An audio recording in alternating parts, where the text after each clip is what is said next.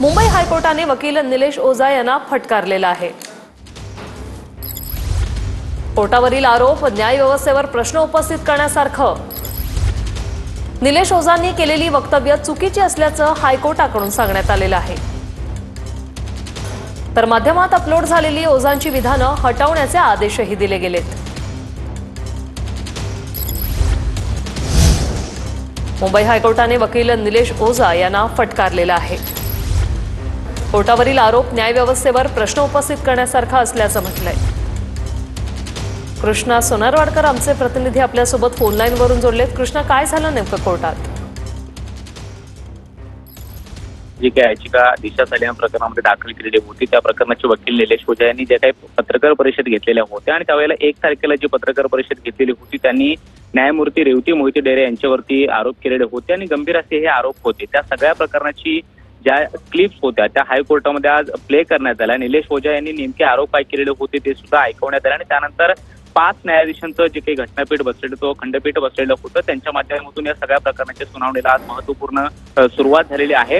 निलेश ओझा यांनी जे काही न्यायव्यवस्थेवरती आरोप केलेले आहेत किंवा एखाद्या जजेसवरती ज्या पद्धतीने त्यांनी हे गंभीर आरोप केलेले आहेत ते कुठेतरी अपमानजनक आहेत, कोर्टाचा अवमान करणारे आहेत, न्यायव्यवस्थेवरती प्रश्न उपस्थित करण्यासारखे आहेत आणि म्हणूनच या सगळ्या प्रकरणामध्ये गंभीरतेनं पुढच्या काळामध्ये हायकोर्ट ही प्रकरणाची सुनावणी जी आहे ते लावून धरण्याचा प्रयत्न करणार आहे। न्यायाधीशांनी जे काही आदेश दिले त्यानुसार रेवती मोहिते डेरे यांच्याबद्दल जे काही आरोप निलेश ओझा यांनी केलेले होते ते सगळे ज्या ज्या प्रसार माध्यमांमध्ये अपलोड करण्यात आलेले आहेत किंवा जिथे जिथे अपलोड करण्यात आलेले ते संपूर्णपणे हटवण्याचे आदेश दिलेले आहेत। शिवाय 29 तारखेला या सगळ्या प्रकरणाची सुनावणी ठेवण्यात आलेली आहे आणि निलेश ओझा यांना कोर्टात सुद्धा उपस्थित राहण्यास सांगितलेलं आहे।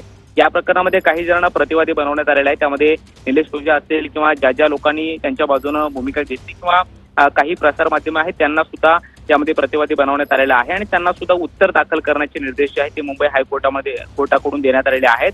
5 न्यायाधीशांचं हे खंडपीठ बसलेलं होतं आणि त्यांच्या समोर ही सगळी सुनावणी जी आहे ती काही वेळापूर्वी पार पडली। यामध्ये निलेश ओझा यांनी जी काही वक्तव्य न्यायाधीशांवरती केलेली होती ती सगळी कुठेतरी अवमान करणारे आहेत, कोर्टाचा अपमान करणारे आहेत हे स्पष्टपणे हायकोर्टाने सांगितलेलं आहे आणि त्यांना नोटीस सुद्धा इश्यू केलेली आहे।